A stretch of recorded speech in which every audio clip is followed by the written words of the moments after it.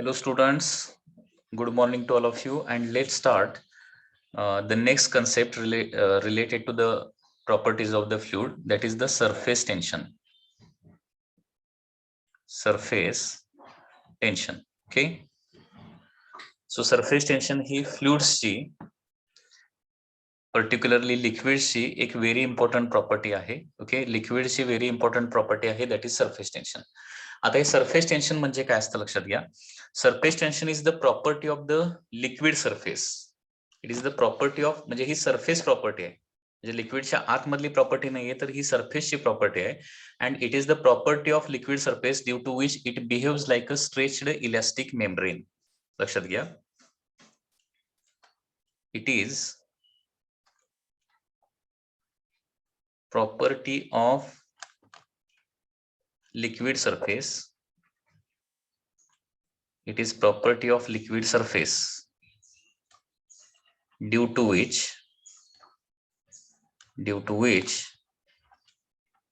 it behaves like a stretched elastic membrane. Stretched elastic membrane. It is the property of liquid surface due to which it behaves like a stretched elastic membrane and has tendency to minimize its surface area. बघा, याचा meaning लक्षात घ्या काय आहे. Surface tension ही liquid सरफेसची अशी property आहे की ज्याच्यामुळे ती एखाद्या स्ट्रेच्ड इलास्टिक मेम्ब्रेन प्रमाणे बिहेव करते. स्ट्रेच्ड इलास्टिक मेम्ब्रेन प्रमाणे.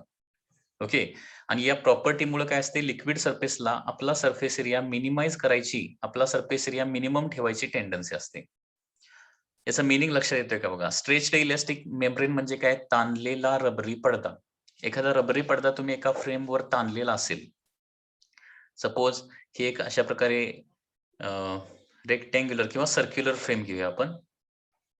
सपोज अशा प्रकारे एक सर्क्युलर फ्रेम आहे, मेटलची सर्क्युलर फ्रेम आहे, मेटलची रिंग आहे सपोज, आणि याच्यावर एक रबरी पडदा तुम्ही काय केलेला आहे, स्ट्रेच करून बांधलेला आहे, ताणलेला आहे याच्यावर. ठीक आहे, तर या ताणलेल्या रबरी पडद्याला म्हणजे स्ट्रेच्ड इलास्टिक मेम्ब्रेनला कशी टेंडन्सी असते, ते नेहमी कॉन्ट्रॅक्ट किंवा आकुंचन पावायची कंटिन्युअसली टेंडन्सी असते. It has tendency to minimise it surface area.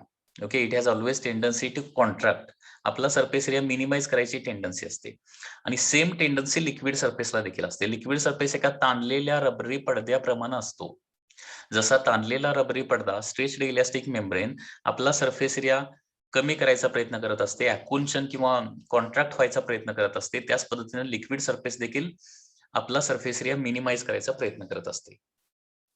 Okay, he G property आहे ना, त्याला काय म्हणायचं, सरफेस टेन्शन असं म्हणायचं. लक्षात येते का बघा, म्हणजे सरफेस टेन्शनची ही फर्स्ट डेफिनेशन आहे.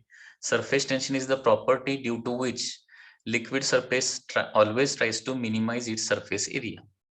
Okay, surface tension is the property due to which liquid surface always tries to minimize its area. आपला सरफेस एरिया मिनिमाइज करायचा प्रयत्न करत असते आणि त्याच्यामुळे तो सरफेस नेहमी एका टेन्शन मध्ये असतो, पर्टिक्युलर टेन्शन मध्ये असतो. याचे काही एक्झाम्पल बघूया. म्हणजे खरोखर लिक्विड सरफेसला आपला सरफेस एरिया मिनिमाइज करायची टेंडन्सी असते का, तर याचे काही एक्झाम्पल आहेत, त्याच्यावरून ते प्रूव्ह होते. ओके, तर याचे एक्झाम्पल्स बघूया आणि या एक्झाम्पल वरून तुम्हाला लक्षात येईल की liquid surface has always tendency to minimise it surface area. याचं फर्स्ट एक्झाम्पल आहे रेनड्रॉप्स किंवा कुठलेही liquid drops are spherical in shape. हे याचं चांगलं एक्झाम्पल आहे सरफेस टेन्शनचं. रेनड्रॉप स्पेरिकल शेपचेच का असतात, म्हणजे ते पिरॅमिड शेपचे कान असतात, क्युबिकल शेपचे कान असतात, प्रिझम शेपचे कान असतात, स्पेरिकल शेपचे का असतात, तर त्याच्या पाठीमागचं रिझन आहे सरफेस टेन्शन. कारण लक्षात घ्या, सेम व्हॉल्यूमचे आपण डिफरंट सॉलिड्स कन्सिडर केले, डिफरंट शेप कन्सिडर केले. ओके, सेम व्हॉल्यूमचे. म्हणजे एक स्पियर घेतला, त्याचं व्हॉल्यूम सपोज व्ही आहे, तेवढ्याच व्हॉल्यूमचा काय घ्यायचं आहे, क्यूब घ्यायचा आहे. ओके, तेवढ्याच व्हॉल्यूमचं काय करायचं आहे, सपोज या पद्धतीने एक पिरॅमिड घ्यायचं आहे. तेवढ्याच व्हॉल्यूमचं काय करायचं आहे, सपोज या पद्धतीनं एक प्रिझम देखील एक तेवढ्याच व्हॉल्यूमचा तुम्ही घेऊन बघू शकताय. प्रिझम या पद्धतीनं. म्हणजे सेम व्हॉल्यूमचे डिफरंट आपण शेप जर कन्सिडर केले, तर तुम्हाला एक गोष्ट याच्यामध्ये लक्षात येईल की sphere has minimum surface area. Okay, for same volume काय होतं, sphere has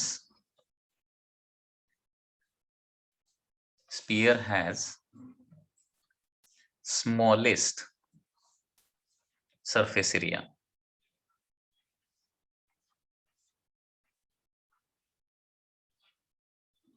Okay, and therefore raindrops are spherical in shape. बघा पुन्हा एकदा, रेनड्रॉप्स किंवा लिक्विड ड्रॉपलेट स्पेरिकल शेपचे का असतात, कारण लिक्विड सरफेसला आपला सरफेस एरिया कमीत कमी ठेवायचा प्रयत्न करत असतो. तेवढ्याच व्हॉल्यूमचे डिफरंट जर आपण शेप कन्सिडर केले, तर मिनिमम सरफेस एरिया हा स्पियरचा येतो, आणि म्हणून रेनड्रॉप्स किंवा कुठलेही लिक्विड ड्रॉप स्पेरिकल शेपचेच असतात. जर तेवढ्याच व्हॉल्यूमला क्यूबचा सरफेस एरिया मिनिमम होत असता, तर काय झालं असतं, रेनड्रॉप्सनं क्युबिकल शेप घेतला असता. ओके, तर लक्षात येतं काय बघा, सेम व्हॉल्यूमला स्पियरला सगळ्यात कमीत कमी सरफेस एरिया असतो, आणि म्हणून रेनड्रॉप किंवा लिक्विड ड्रॉप्स हे स्पेरिकल शेपचे असतात. So this is the first example. Second example बघूया. पुन्हा एकदा अशा प्रकारे एक रिंग घ्यायची आहे, मेटलची रिंग, आणि ही सोप सोल्युशन मध्ये बुडवायचं आणि बाहेर काढायचं मेटल रिंग, सोप सोल्युशन. आता सोप सोल्युशन मध्ये बुडवून बाहेर काढल्यानंतर काय होणार आहे, इथं तुम्हाला त्याच्या अगोदर मेटल रिंग घ्यायची, आणि त्याच्यामध्ये काय करायचं, एक थ्रेड लूजली बांधायचा आहे, लूज थ्रेड आतमध्ये बांधायचा मेटल फ्रेमच्या आतमध्ये. ठीक आहे, डायमेट्रिकली अपोजिट पोझिशनला टाईट बांधायचं नाही, लूज, असं लूज पडलेला असला पाहिजे. त्याच्यानंतर हे metal along with thread soap solution मध्ये बुडवायचं आणि बाहेर काढायचा. सोप सोल्युशन मध्ये बुडवून बाहेर काढल्यानंतर काय होणार आहे, इथं आतमध्ये सोप फिल्म तयार होणार आहे, फिल्म तयार होते लिक्विडची, माहित आहे ना, सोप सोल्युशन मध्ये फिल्म तयार होते. तुम्ही अनेक वेळा ते बबल्स तयार केलेले असतील बघा, त्याच्यामध्ये सोप सोल्युशन असतं, तिथं फिल्म तयार होते. ठीक आहे, सोप फिल्म तयार होते. आता काय करायचं बघा, त्या फिल्म मध्ये हा तुम्हाला थ्रेड असा इरेग्युलर शेपनं तुम्हाला थ्रेड बघायला मिळणार, सोप फिल्म मध्ये तो थ्रेड असणार आहे. आता काय करायचं, बाय सम मीन्स एका साइडची फिल्म जी आहे ती ब्रेक करायची, म्हणजे थ्रेडच्या लेफ्ट हँड साइडची फॉर एक्झाम्पल फिल्म काय केली आपण, ब्रेक केली. लेफ्ट हँड साइडची फिल्म ब्रेक केल्यानंतर हा थ्रेड जो आहे ना, तो राईट हँड साइडला असा काय झालेला दिसेल तुम्हाला, स्ट्रेच झालेला दिसेल. म्हणजे इकडे जर आपण फिल्म ठेवली, सुरुवातीला काय असणार आहे, पूर्ण रिंग मध्ये, मेटलच्या पूर्ण रिंग मध्ये सोप फिल्म असणार आहे, त्याच्यामध्ये थ्रेड असणार आहे, आणि थ्रेडच्या एका साइडची म्हणजे लेफ्ट हँड साइडची जर फिल्म तुम्ही ब्रेक केला, तर तो थ्रेड जो आहे ना, तो राईट हँड साइडला काय होतो, असा ओढला जातो, स्ट्रेच केला जातो. ओके, आता लिक्विड सरफेसला जर आपला सरफेस एरिया मिनिमाइज करायची टेंडन्सी नसती, तर हा थ्रेड ऍज इट इज राहिला असता. परंतु ज्या अर्थी हा थ्रेड उजवीकडं ज्या साईडला फिल्म आहे त्या साईडला स्ट्रेच होतो, ओढला जातो, त्याच्यावरून काय प्रूव्ह होतं, की हा लिक्विड सरफेस आपला सरफेस एरिया मिनिमाइज करायचा प्रयत्न करतोय, आणि त्याच्यामुळे ती एका साईडला पुल केली जाते.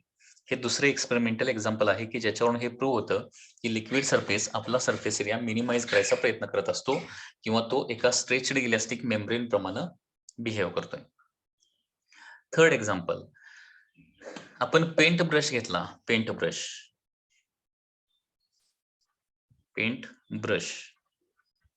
Okay, paint brush like this. Suppose तुमच्याकडे एक पेंट ब्रश असेल, तर त्याचे जे ब्रिसल्स आहेत, याला काय म्हणतो आपण, ब्रिसल्स असं म्हणतो. हे ब्रिसल सुरुवातीला स्प्रेडेड कंडिशन मध्ये असतात. ओके, हे ब्रिसल जे आहेत सुरुवातीला काय असतात, स्प्रेडेड असतात, स्प्रेडेड म्हणजे एकमेकापासून दूर असतात, पसरलेले असतात, आणि हे आपण एखाद्या पेंट मध्ये किंवा लिक्विड मध्ये बुडवून बाहेर काढतो ज्यावेळी ब्रिसल्स. ओके, ज्यावेळी त्याच्यामध्ये पेंट येतो त्यावेळी हे सगळे जे ब्रिसल्स आहेत ते काय होतात, एकमेकांच्या असे जवळ येतात. कशामुळं? Due to that paint. कारण या ब्रिसल्स मध्ये लिक्विड आलं की ते लिक्विड काय करणार आहे, आपला सरफेस एरिया मिनिमाइज करायचा प्रयत्न करणार आणि सरफेस एरिया मिनिमाइज करण्यासाठी सगळ्या ब्रिसल्सला काय करतात, ते एकमेकांच्या कडे ओढतात. ओके, लक्षात घ्या. The bristles of the paint brush are spreaded initially and when this paint brush is dipped in the paint and taken out, काय होणार आहे, bristles comes together due to that paint. ते एकमेकांच्या जवळ येतात. हे कशासाठी होतं? To minimise surface area. Fourth example आहे सरफेस टेन्शनचं. Okay, that is greased needle or razor blade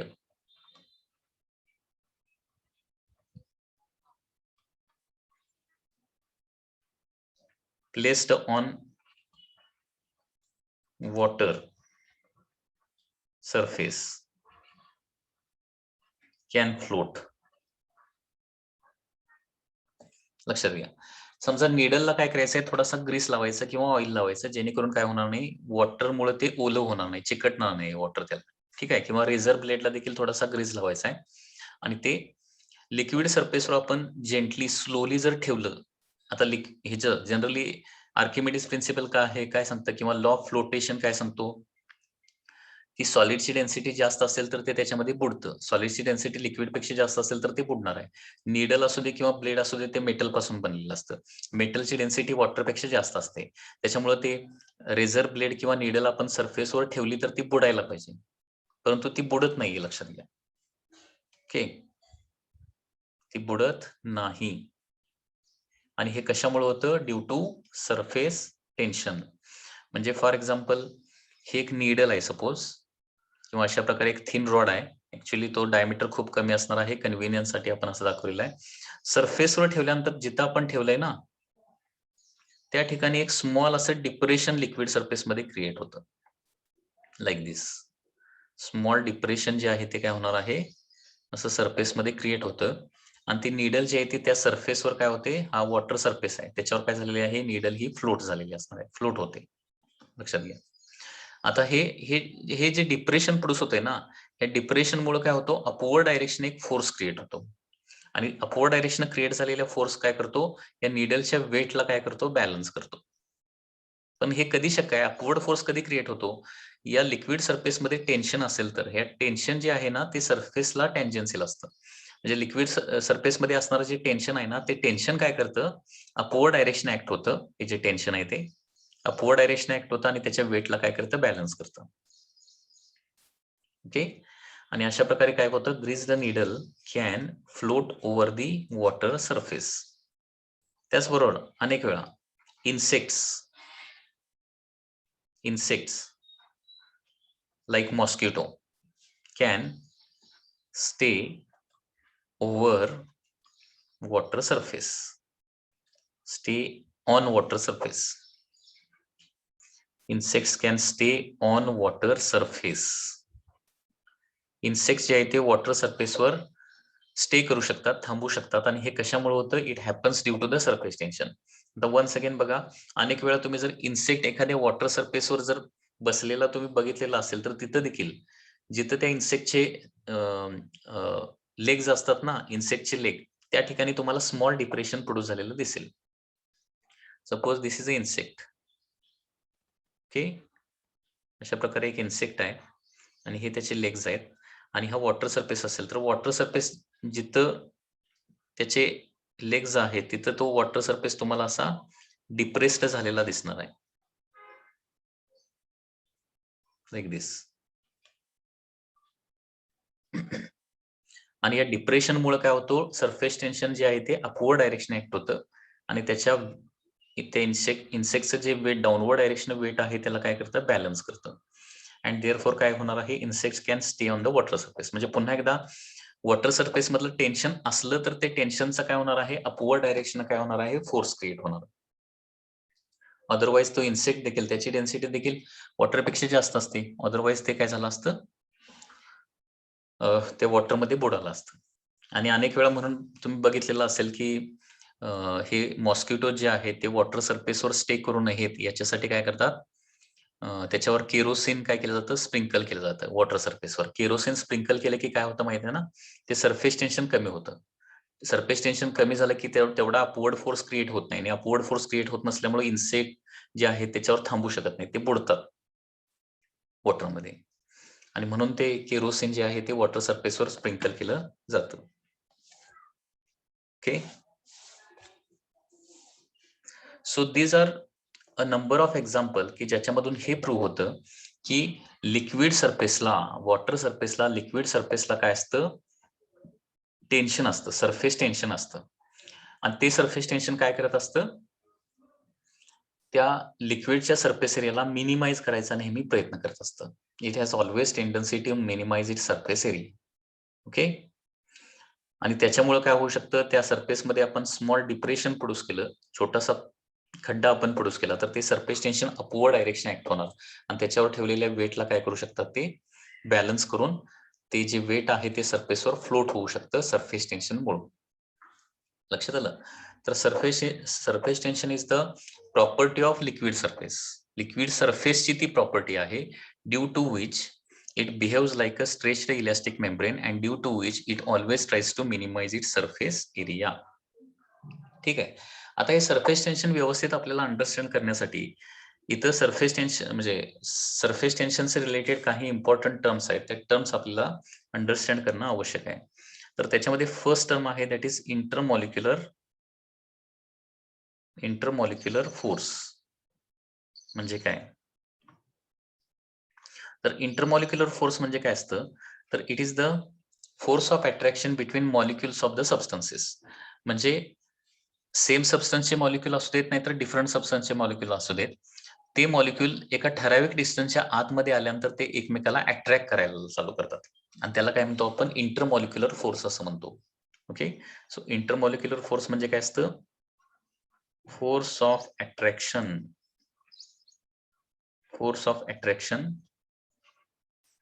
between molecules of substance. दोन मॉलिक्यूल सबस्टन्सचे कुठल्याही सबस्टन्सचे दोन मॉलिक्यूल काय करतात, एकमेकाला अट्रॅक्ट करतात आणि तो जो फोर्स आहे, फोर्स ऑफ अट्रॅक्शन आहे, त्याला काय म्हणतो आपण, इंटरमॉलिक्युलर फोर्स असं म्हणतो. ठीक आहे. आता हा इंटरमॉलिक्युलर फोर्स जो आहे ना, तो शॉर्ट रेंज फोर्स आहे. It is a short range electric force आहे. It is short range electric force. आणि शॉर्ट रेंज म्हणजे काय, तर याचं डिस्टन्स जे आहे, इफेक्टिव्ह डिस्टन्स आहे 10⁻⁹ metre. Okay, it acts only up to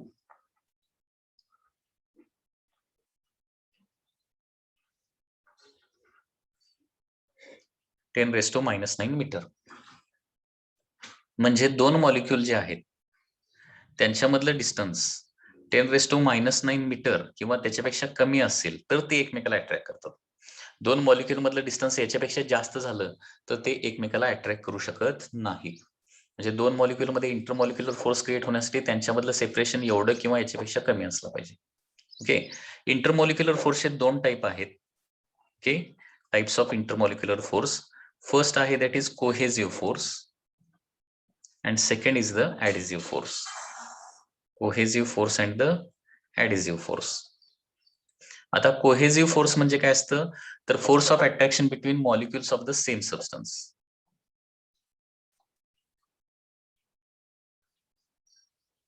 same substance molecules, same सबस्टन्सचे जे मॉलिक्युल्स आहेत त्यांच्यामध्ये काय असतो, कोहेसिव्ह फोर्स असतो. म्हणजे दोन वॉटर मॉलिक्युल मधला फोर्स ऑफ अट्रॅक्शन किंवा दोन ग्लास मॉलिक्युल मधला फोर्स ऑफ अट्रॅक्शन, याला काय म्हणतो आपण, कोहेसिव्ह फोर्स असं म्हणतो. Okay, cohesive force. आणि second is the adhesive force. म्हणजे काय, force of attraction between molecules of the different substances. म्हणजे डिफरंट सबस्टन्सचे मॉलिक्युल जे आहेत ते देखील एकमेकाला अट्रॅक्ट करतात. त्याला काय म्हणतो आपण, ऍडेसिव्ह फोर्स.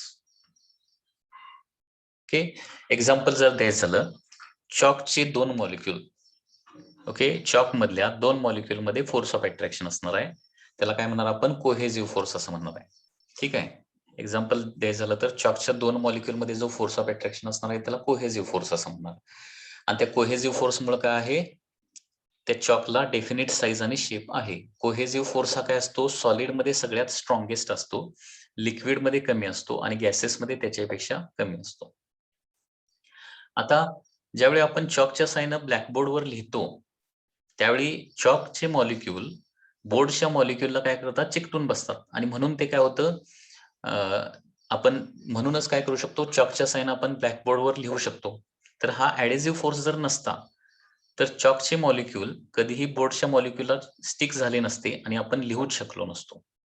ओके, म्हणजे बोर्डवर प्रॉपर रायटिंग होण्यासाठी कुठला फोर्स रिस्पॉन्सिबल आहे, ऍडेसिव्ह फोर्स. अनेक वेळा तुम्ही बघितलेलं असेल की आपण चॉकच्या साहाय्याने एखाद्या बोर्डवर लिहिलं तर ते उठत नाहीये, किती प्रेस करून लिहिलं तरी त्याच्यावर आपण लिहू शकत नाही.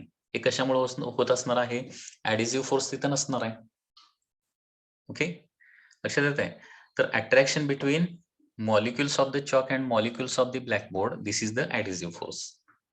ओके, आता सरफेस टेन्शन हे बेसिकली कुठल्या फोर्समुळे असतं हे देखील लक्षात ठेवावं लागेल, कोहेसिव्ह फोर्स की ऍडेसिव्ह फोर्स. तर surface tension is only due to cohesive force. म्हणजे जिथं कोहेसिव्ह फोर्स स्ट्रॉंग असणार आहे तिथं सरफेस टेन्शन एकदम स्ट्रॉंग असणार आहे, आणि जिथं कोहेसिव्ह फोर्स कमी असणार आहे तिथं सरफेस टेन्शन कमी असणार आहे. हा एक इम्पॉर्टंट पॉईंट इथे लक्षात ठेवा.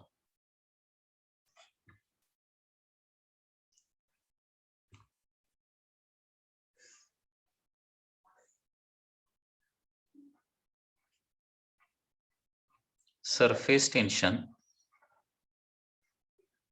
is only due to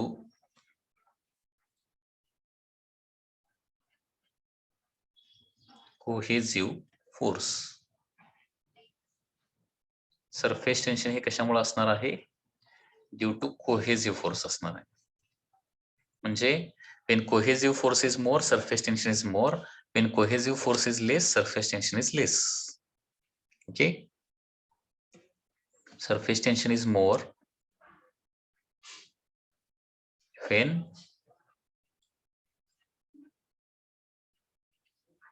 cohesive force is more,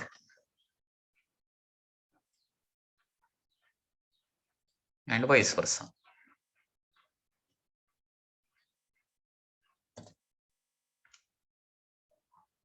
okay, आता याच्यानंतर नेक्स्ट कन्सेप्ट आहे, that is range of molecular attraction. म्हणजे काय, रेंज ऑफ मॉलिक्युलर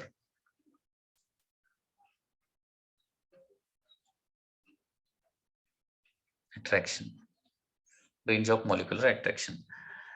तर ही रेंज ऑफ मॉलिक्युलर अट्रॅक्शन म्हणजे काय असतं, it is the maximum distance up to which intermolecular force is effective. Maximum distance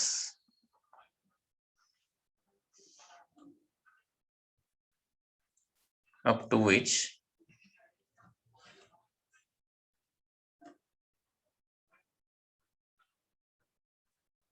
intermolecular force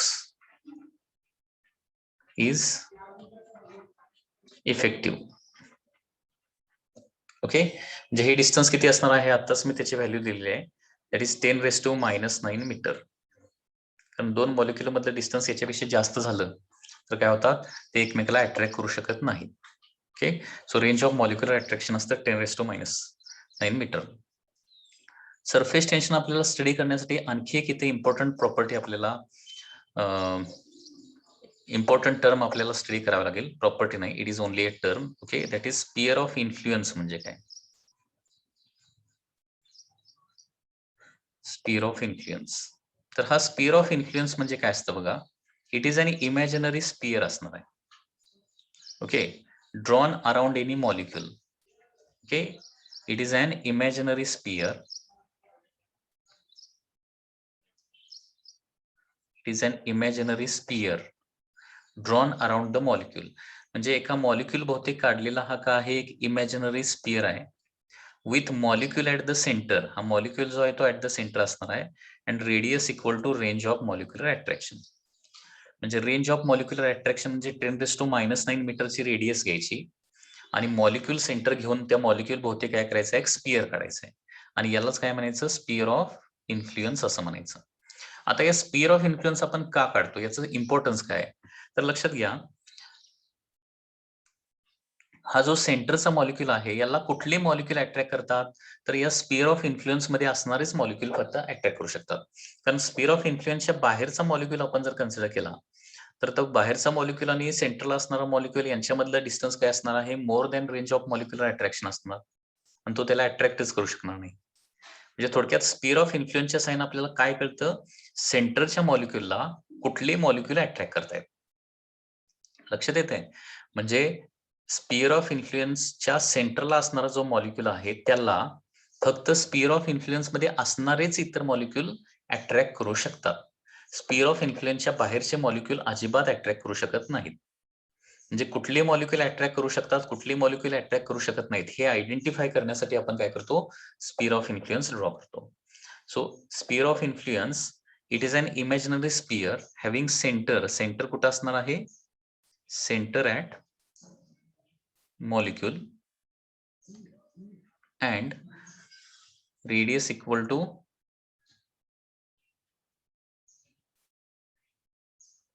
range of molecular attraction, याला sphere of influence असं म्हणतो. ठीक आहे. त्याच्यानंतर सरफेस फिल्म म्हणजे काय, नेक्स्ट सरफेस फिल्म. तर हे सरफेस फिल्म म्हणजे काय असतं बघा, it is the top layer of the liquid surface having thickness equal to range of molecular attraction. It is top surface of liquid surface. It is top surface of liquid surface having thickness. It is the top surface of liquid surface, top surface of liquid surface having thickness equal to range of molecular attraction.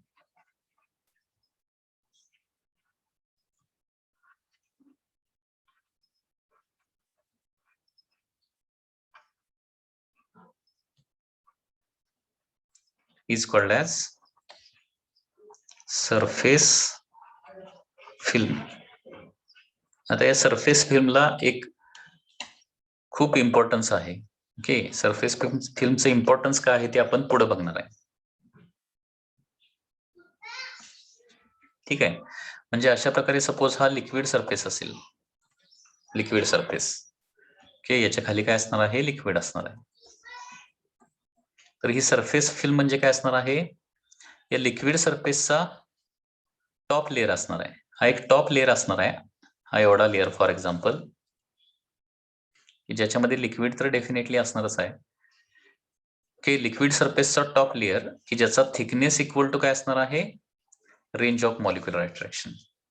तर त्याला काय म्हणतो आपण, surface film असं म्हणतो. आणि त्याचबरोबर free surface of liquid म्हणजे काय, free surface of the liquid म्हणजे काय असतं, फ्री सरफेस ऑफ लिक्विड. तर फ्री सरफेस ऑफ लिक्विड म्हणजे काय, surface of liquid,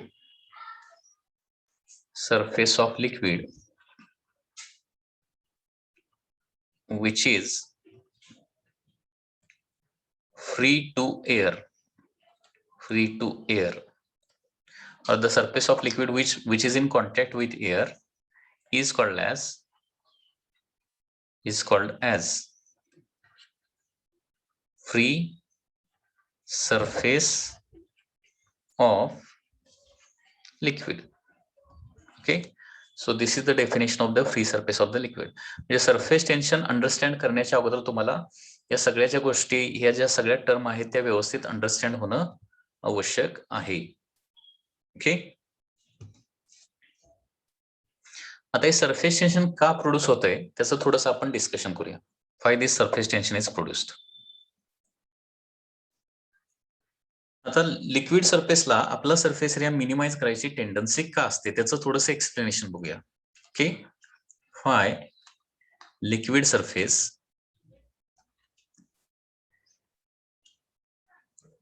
has tendency to minimize its surface area. Surface area. ठीक आहे. तर त्याच्यासाठी आपण काय करूया, एक वेसल कन्सिडर करूया.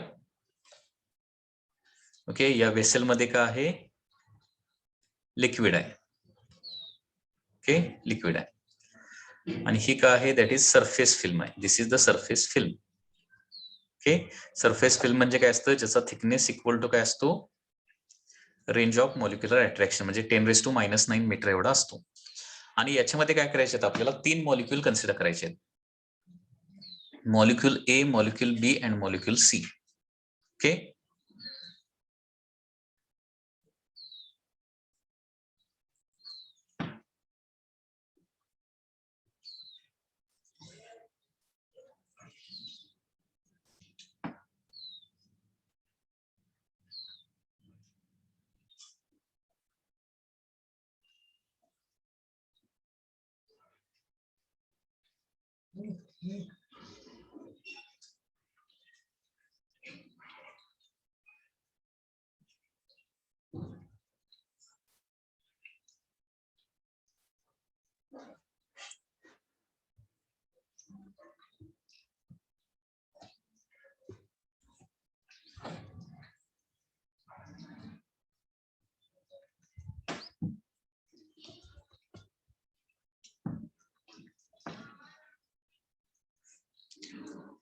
हा एक मॉलिक्यूल आहे.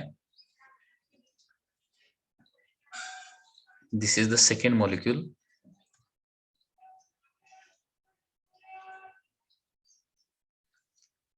Okay. And one more molecule. पण हे मॉलिक्यूल म्हणजे ऍक्च्युली मॉलिक्यूलचा sphere of influence काढावलाय.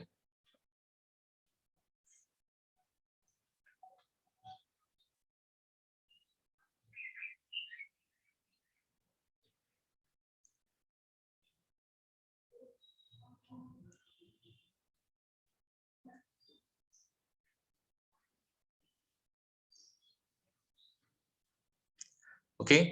So we are considering here liquid सरफेसला आपला सरफेस एरिया मिनिमाइज करायची टेंडन्सी का असते हे आपण एक्सप्लेनेशन बघायला लागलोय. तर त्याच्यामध्ये 3 मॉलिक्यूल आपण कन्सिडर करतोय. मॉलिक्यूल ए, ज्याचा स्पियर ऑफ इन्फ्लुएन्स, मॉलिक्यूल ए कुठं आहे, हा पॉइंट म्हणजे मॉलिक्यूल ए आहे, हा दुसरा पॉइंट म्हणजे मॉलिक्यूल बी आहे आणि हा तिसरा पॉइंट म्हणजे काय असणार आहे, मॉलिक्यूल सी असणार आहे. ए या मॉलिक्यूलचा sphere of influence completely liquid मध्ये आहे. बी या मॉलिक्यूलचा स्पियर ऑफ इन्फ्लुएन्स जो आहे तो कशामध्ये आहे, फिल्म मध्ये आहे. आणि सी या मॉलिक्यूलचा स्पियर ऑफ इन्फ्लुएन्स कसा आहे, हाफ लिक्विड मध्ये आणि हाफ एअर मध्ये आहे. ओके. या पद्धतीने आपण 3 मॉलिक्यूल कन्सिडर केलेले आहेत. मॉलिक्यूल ए पूर्णपणे लिक्विड मध्ये आहे, मॉलिक्यूल बी सरफेस फिल्म मध्ये आहे आणि मॉलिक्यूल सी जो आहे तो लिक्विडच्या सरफेसवर आहे एक्झॅक्टली. ठीक आहे.